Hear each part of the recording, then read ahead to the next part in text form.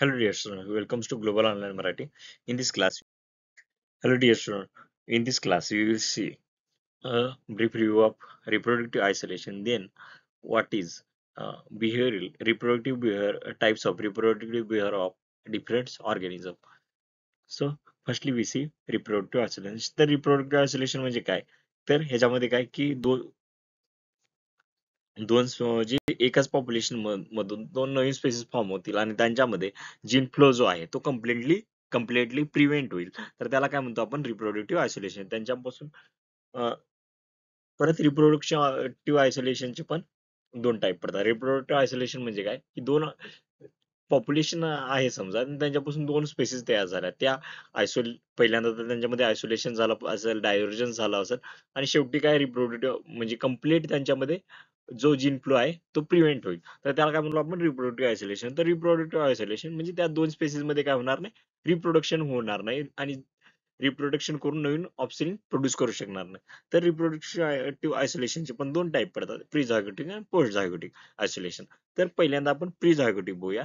तर pre झायगोटिक आयसोलेशनचे types आहेत temporal, habitat isolation, behavioural, mechanical आणि गॅमेटिक आयसोलेशन. तर पहिल्यांदा टेम्पोरल बघूया. टेम्पोरल मध्ये species with different mating times such as flowering different season exhibit temporal isolation. तर टेम्पोरल आयसोलेशन मध्ये काय की या ज्या स्पेसिस आहेत ते डिफरंट टाइम पिरियड मध्ये काय करत आहेत, रिप्रोड्यूस करत आहेत. मग त्यामुळे त्यांच्यामध्ये म्हणजे मेटिंग पिरियड आहे तो डिफरंट आहे.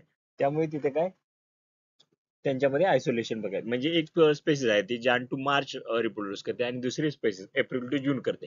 मग त्यामुळे टाइमच वेगळा असले, टाइम पिरियड वेगळा असल्यामुळे तिथे काय त्यांच्यामध्ये रिप्रोडक्शन होणार नाही. त्याच्यानंतर हॅबिटॅट आयसोलेशन. हॅबिटॅट आयसोलेशन मध्ये when species occupy different habitat within same geographical area rarely encountering which other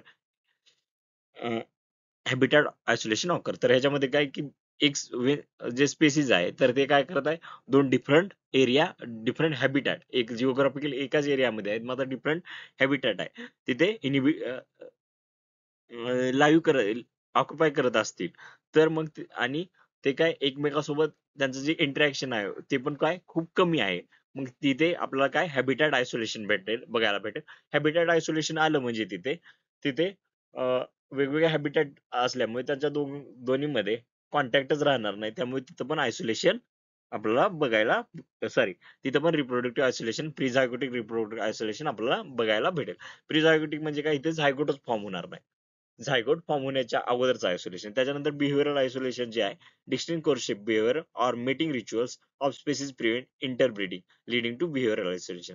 तर ह्याच्यामध्ये काय होतंय की स्पेसिस आहेत समजा दोन वेगवेगळ्या स्पेसिस आहेत आणि त्यांचं जे कोर्टशिप बिहेवियर आहे मॅचिंग म्हणजे काही स्पेसिस मध्ये डान्स असेल, काही स्पेसिस मध्ये कॉलिंगची फ्रिक्वेन्सी असेल, ती वेगवेगळी आहे. तर ती वेगवेगळी असल्यामुळे इथे काय इंटरब्रीडिंग होऊ शकत नाही. मेटिंगचं बिहेवियरच वेगळं आहे किंवा जी कॉलिंग फ्रिक्वेन्सी आहे ती वेगळी आहे. तर इथे इंटरब्रीड करू शकणार नाहीत. म्हणजे काय ह्यांच्यामध्ये कम्युनिकेशन गॅप आहे. तर इथे हे झालं बिहेवियरल आयसोलेशन. त्याच्यानंतर मेकॅनिकल आयसोलेशन. जे रिप्रोडक्टिव्ह ऑर्गन आहेत त्यांच्यामध्ये स्ट्रक्चरल चेंजेस जरी असले तरी इथे मेटिंग सक्सेसफुली प्रिव्हेंट होते. आणि ही कोणत्यामध्ये ह्याला काय म्हणतो आपण मेकॅनिकल आयसोलेशन. म्हणजे काय रिप्रोडक्टिव्ह स्ट्रक्चरच रिप्रोडक्टिव्ह ऑर्गनचं स्ट्रक्चरच डिफरंट आहे. त्याच्यानंतर gametic isolation. Sperm from one species is unable to fertilize eggs of another species due to biochemical interaction characterize gametic isolation. तर ह्याच्यामध्ये काय होतं की ह्या सर्व इथे मेकॅनिकल आयसोलेशन पण नाही, टेम्पोरल आयसोलेशन नाही, हॅबिटॅट आयसोलेशन नाही, बिहेवियरल आयसोलेशन नाही समजूया. हे सर्व आयसोलेशन इथे नाही समजूया. मग तर ह्याच्यामध्ये काय झालं की जे गॅमेट्स आहेत, गॅमेट्स स्पर्म जे असतील त्याच्यावर वेगळा मॉलिक्युल असेल आणि वर वेगळा मॉलिक्युल असतील. मग त्यामुळे त्यांची बाइंडिंग होऊ शकणार नाही. तर हे बायोकेमिकल इंटरॅक्शन त्यांचं होऊ शकणार नाही. त्यामुळे पण इथे काय रिप्रोडक्शन आयसोलेशन होईल. पहिल्यांदा तर काय बघलो temporal isolation. Temporal isolation basic आहे की दोन्ही इथं काय वेगवेगळ्या टाइमला रिप्रोडक्शन होतंय. आता समजूया की परत हॅबिटॅट आयसोलेशन आलं. दोन वेगवेगळ्या हॅबिटॅट मध्ये राहतात त्यामुळे त्यांचा कॉन्टॅक्टच येत नाही आणि प्री आयसोलेशन होते. त्यानंतर बिहेवियर मध्ये काय समजा ते दोन्ही पण काय आहेत एकाच हॅबिटॅट मध्ये जरी असले तरी पण त्याच्यामध्ये काय आहे की बिहेवियर वेगळे आहे. जसे कोर्टशिप आणि मेटिंग रिच्युअल जे आहेत ते वेगवेगळे आहेत. त्यामुळे ते इंटरब्रीडिंग इथे प्रिव्हेंट होते. मेकॅनिकल मध्ये दोन्हीमध्ये काय स्ट्रक्चर ऑर्गन जे आहेत त्यांचं शेप आणि साईज स्ट्रक्चरल त्यांच्यामध्ये काय डिफरन्स असेल. आणि गॅमेटिक मध्ये जरी रिप्रोडक्शन म्हणजे जरी मीटिंग झाली तरी पण जी इग आणि स्पर्म आहेत ते काय करू शकणार नाहीत एकमेकांसोबत बायोकेमिकल इंटरॅक्शन करू शकणार नाहीत, त्यामुळे इथे फर्टिलायझेशन होणार नाही. त्यानंतर पोस्ट झायगोटिक म्हणजे इथे काय झायगोट फॉर्म होत आहे. अगोदरच्या प्री झायगोटिक मध्ये काय झायगोट फॉर्म होऊ शकत नव्हता, मात्र पोस्ट झायगोटिक मध्ये काय झायगोट फॉर्म होतो. हायब्रिड इनव्हायबिलिटी, तर इथे काय हायब्रिड फॉर्म होईल, मात्र तो काय असेल त्याचा खूप कमी काय सर्व्हायव्हल रेट असेल आणि प्रॉपरली तो काय होणार नाही, डेव्हलप होणार नाही. इथे फर्टिलायझेशन पण झालं आणि झायगोट पण फॉर्म झाला, मात्र हायब्रिड जो इम्ब्रिओ आहे, दोन स्पेसेस पासून तयार झालेला जो इम्ब्रिओ आहे तो काय नाही, त्याचा सर्व्हायव्हल रेट खूप कमी आहे किंवा त्याची डेव्हलपमेंट जी आहे ती प्रॉपर नाही. त्याच्यानंतर हायब्रिड स्टेरिलिटी, इथे हायब्रिड काय, हायब्रिड जो आहे तो काय सर्व्हाइव्ह पण झाला समजा, पण तो काय स्टराईल आहे. मग त्यामुळे स्टराईल असल्यामुळे तो स्वतःपासून नवीन स्वतःसारखे परत इंडिव्हिज्युअल काय करू शकणार नाही, प्रोड्यूस करू शकणार नाही. ऑफस्प्रिंग जो काय इथं हायब्रिड जो तयार झालाय तो काय स्टराईल आहे, त्यामुळे तो वायबल ऑफस्प्रिंग प्रोड्यूस करणार नाही. त्यानंतर हायब्रिड बॅकग्राऊंड, इथे पुढची स्टेप झाली की पहिली जनरेशन काय वायबल आणि फर्टाईल जरी असली, मात्र पुढचे जे जनरेशन येणार आहे त्यांच्यामध्ये वायबिलिटी पण रिड्यूस होईल आणि फर्टिलिटी पण रिड्यूस होईल.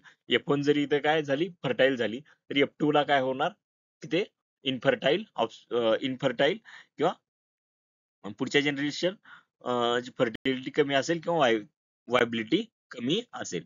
Isolation and speciation, reproductive isolation prevent gene flow allowing for independent evolution of distinct species over time. Reproductive isolation मुळे काय होते की जे दोन स्पेसीज आहेत त्यांच्यामधला जीन फ्लो काय होतो, ब्लॉक होतो, प्रिव्हेंट होतो. त्यामुळे ज्या दोन्ही स्पेसीज आहेत ते इंडिपेंडेंटली काय करू शकतात, इव्हॉल्व्ह करू शकतात, कारण त्यांच्यामध्ये बाहेरून कोणत्याही पद्धतीचा जेनेटिक मटेरियल येत नाही. Prezygotic and postzygotic isolation act as barrier to gene flow, leading to formation of new species. हे प्रीझायगोटिक आणि पोस्टझायगोटिक जे आयसोलेशन आहे ते काय बॅरियर म्हणून इथे ऍक्ट करणार आणि जीन फ्लो साठी बॅरियर म्हणून ऍक्ट करणार आणि त्यामुळे इथे नवीन स्पेसिस फॉर्म होईल. त्यानंतर role of isolation mechanism in population divergence, तर पॉप्युलेशन डायव्हर्जन्स मध्ये आयसोलेशन मेकॅनिझमचा रोल बघूया. रिप्रोडक्टिव्ह आयसोलेशन, तर पहिल्यांदा तर काय gene flow reproductive isolation through stop होईल, त्याच्यानंतर डायव्हर्जन्स होईल, त्यामुळे नवीन जे डिफरन्सेस येतील ते काय होतील, तिथे अक्युमुलेट होत जातील. त्याच्यानंतर स्पेसिएशन होईल. आता परत म्हणजे काय डायव्हर्जन झालं आणि चेंजेस काय झाले, अक्युमुलेट होत झाले ओव्हर द टाइम, त्यांच्यामध्ये खूप सिग्निफिकंट चेंजेस काय होतील, अक्युमुलेट होतील आणि तिथे नवीन स्पेसिस फॉर्म होईल. Reproductive behaviour, reproductive behaviour covers action, interaction, association with mating, breeding and breeding in animals. तर रिप्रोडक्टिव्ह बिहेवियर मध्ये काय की जे ऑर्गॅनिझम आहेत त्यांच्या ऍक्शन, इंटरॅक्शन जे असतील मेटिंग आणि ब्रीडिंग ह्याच्या रिलेटेड ते आपण इथे स्टडी करतो. त्याच्यामध्ये टाइप्स ऑफ पॉलिगॅमी, पॉलिगॅमी काय, ह्यामध्ये सिंगल जो ऑर्गॅनिझम असतो तो मल्टिपल तो काय करेल, पॉलिगॅमी म्हणजे काय की ह्याच्यामध्ये मॅरेज प्रॅक्टिस जी आहे, ब्रीडिंग प्रॅक्टिस जी आहे, इंडिव्हिज्युअल जो असतो त्याला मल्टिपल काय पार्टनर्स असतात, तर त्याला काय म्हणतो आपण पॉलिगॅमी. तर काय एक इंडिव्हिज्युअल ऑर्गॅनिझम आहे समजा, तो मेल असू शकतो किंवा फिमेल असू शकतो, त्याला काय मल्टिपल काय असतील, पार्टनर्स असतील. तर ह्याच्यामध्ये पहिले येते पॉलिगॅनी. पॉलिगॅनी म्हणजे काय की वन मेल मेट, पॉली म्हणजे काय मल्टिपल आणि गायनी म्हणजे काय फिमेल. तर इथे पॉलिगॅनीचा आपण अर्थ समजू शकतो. तर वन जो मेल मेट असेल तो काय मल्टिपल फिमेल मेट सोबत काय करेल, वन मेल जो आहे तो काय करेल, मल्टिपल फिमेल सोबत मेट करेल. ही जी प्रॅक्टिस आहे हे अॅनिमल मध्ये आपल्याला कॉमनली बघायला भेटते. त्याच्यानंतर पॉलीअँड्री आहे, ह्याच्यामध्ये वन फिमेल जी आहे ती वन फिमेल जी मेट आहे ती मल्टिपल मेल सोबत काय करेल, मे मल्टिपल मल्टिपल मेल सोबत काय करेल, मेट करेल.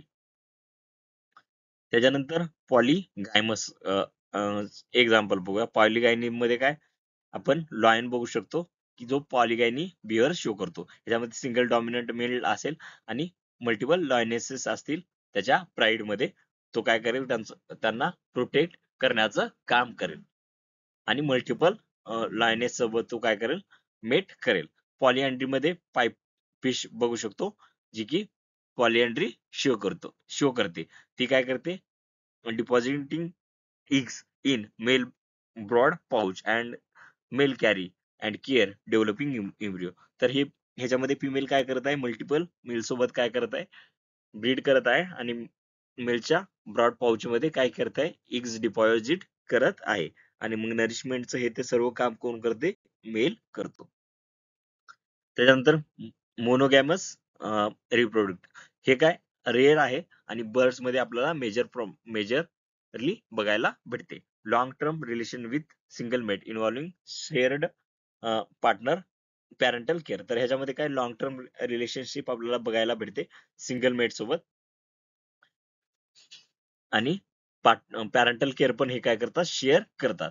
Partner share parenting but may not be sexually exclusive. म्हणजे काय, पॅरेंट काय करतील, पार्टनरशिप शेअर करतील, मात्र सेक्शुअली ते काय पूर्ण एक्सक्लुझिव्ह नसेल, कोणत्याही सेक्सला पूर्ण एक सेक्स एक जो सेक्सचा ऑर्गॅनिझम असेल तो कम्प्लिटली करणार नाही. Exclusive mating relation with only one partner. तर इथं फक्त एकाच पार्टनर सोबत काय मेटिंग करतील, ह्याला सेक्शुअल मोनोगॅमी म्हणतो आपण. Social monogamy, voles often form monogamous pair where both parent participate in caring of their offspring. तर ओल्स मध्ये काय, मोनोगॅमस पेअर फॉर्म होतात आणि ते काय, त्याच्यामध्ये दोन्ही पण जे पॅरेंट असतील ते काय करतील, जे ऑफस्प्रिंगची केअर करतील. Sexual monogamy swans are known for their strong life long partnership monogamy. तर स्वान्स जे असतात, हंस जे असतात, ते काय शो करतात, मोनोगामी सेक्शुअल मोनोगामी शो करतात. ही काय झाली, वोल्स मध्ये सोशल झाली, मात्र ही कम्प्लिटली सेक्शुअल झाली. ह्याच्यामध्ये काय स्ट्रॉंग एकमेकांसोबत लाईफ टाईम सिंगल पार्टनर सोबतच ते मेट करतात आणि पॅरेंटल केअर सोबत शेअर करतात. प्रोमिस्क्युटी, ह्याच्यामध्ये individual mate with multiple partner without forming long term bonds. तर ह्याच्यामध्ये काय की इंडिव्हिज्युअल जे असतात मल्टिपल पार्टनर सोबत काय करतात, मल्टिपल पार्टनर सोबत मेट करतात आणि त्यांच्या मध्ये लॉंग टाइम टर्म बॉन्ड नसतो. त्याच्यामध्ये insect species, certain male species, certain butterfly species, dragonflies exhibit promiscuous mating behaviour. तर ह्याच्यामध्ये काय की मेल जे आहेत मल्टिपल फिमेल सोबत करतील, मल्टिपल फिमेल जे असतील ते सिंगल मेल जो असेल तो मल्टिपल फिमेल सोबत मेट करेल आणि सिंगल फिमेल जी असेल ती मल्टिपल मेल सोबत मेट करेल. तर ह्याच्यामध्ये मोनोगॅमी बघू शकतो की सिंगल जो मेल आहे तो मेल किंवा फिमेल आहे ती काय करणार, सिंगल पार्टनर सोबतच काय करणार, पार्टनरशिप मेटिंग शो करणार. पॉलिगायनी मध्ये काय बघितलो, सिंगल मेल आहे समजा आणि तो काय मल्टिपल फिमेल सोबत काय करतोय, मेटिंग करतोय. पॉलिअँड्री मध्ये सिंगल फिमेल आहे ती आणि मल्टिपल मेल सोबत मेट करते आणि प्रॉमिस्क्युटी मध्ये ह्या पद्धतीची कोणती काय बॉन्ड नाही, कोणती बाउंड्री नाही, याच्यामध्ये मल्टिपल पार्टनर्स इन्व्हॉल्व असतात. Environmental influence, reproductive behavior are influenced by ecological factors such as habitat, available resources, and presence of predator or competitor. तर काय हे जे बिहेवियर आहे ते हॅबिटॅट, अवेलेबल रिसोर्सेस आणि प्रेडेटर्स किंवा कॉम्पिटिटर्स प्रेझेन्स यावर पण डिपेंड आहेत. Social and evolutionary process factors, the choice between polygamous आणि monogamous strategies of social structure and evolutionary history. तर काय पॉलिगामस आणि मोनोगामस स्ट्रॅटेजी आहेत, जी चॉईस आहे त्याच्यावर सोशल आणि इव्होल्युशनरी फॅक्टरचा पण इम्पॅक्ट आहे. Divergence of reproductive strategies, polygamous behaviour typically involve mate competition and attract multiple male. तर मेट्स, तर ह्याच्यामध्ये पॉलिगॅमस मध्ये काय की सिंगल